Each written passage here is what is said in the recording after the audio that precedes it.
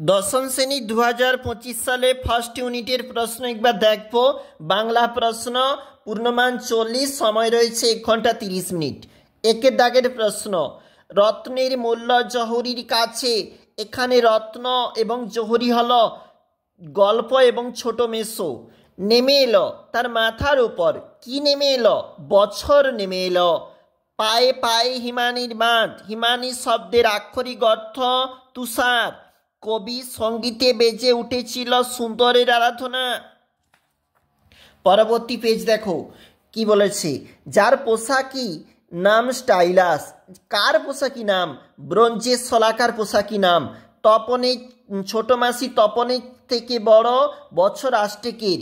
কথাটি শুনে তপনের চোখ মার্বেল হয়ে গেল। নিম্নলিখিত তপনের যে দাগ রয়েছে এটা হচ্ছে সম্বন্ধ পদ। 1 নম্বরের প্রশ্ন, ক্রমশ কথাটা ছড়িয়ে পড়ে। কোন কথাটা ছড়িয়ে পড়ে?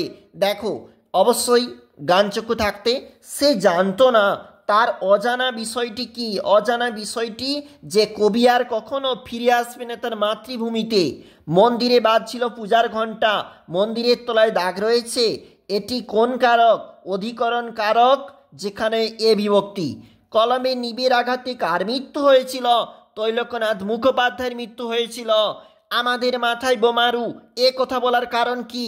দেখো, যুদ্ধের আবহে যেখানে মাথার উপর বোমা নিক্ষেপকারী বিমান অনবরত ঘুরে বেড়াচ্ছে এবং আয়ারও বেঁধে বেঁধে থাকে, যেখানে কবিতা থাকতে নেওয়া হয়েছে, অবশ্যই দেখবে।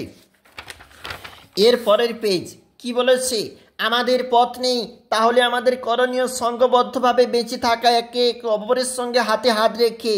আফ্রিকা কবিতাটি পত্রপুট কাব্যগ্রন্থ থেকে নেওয়া। এলো ওরা লোহার হাতকড়ি নিয়ে, ওরা হলো সাম্রাজ্যবাদী শক্তি। বিভক্তির নিজস্ব অর্থ নেই, অনুসর্গের নিজস্ব অর্থ আছে, এটা হচ্ছে পার্থক্য। কুইল এখন কোথায় দেখতে পাওয়া যায়? শূন্য বিভক্তি কাকে বলে? এরপরে 3 নম্বরের প্রশ্ন, নিচে রয়েছে 5 নম্বরের প্রশ্ন, অবশ্যই দেখবে। চলে যাচ্ছি, এখানে প্রবন্ধ থাকতে প্রশ্ন এবং এখানে কোনি থাকতে প্রশ্ন। এখানে রয়েছে বাংলায় অনুবাদ করো ভিভিআই পরীক্ষার জন্য। Student life is the stage of preparation for future.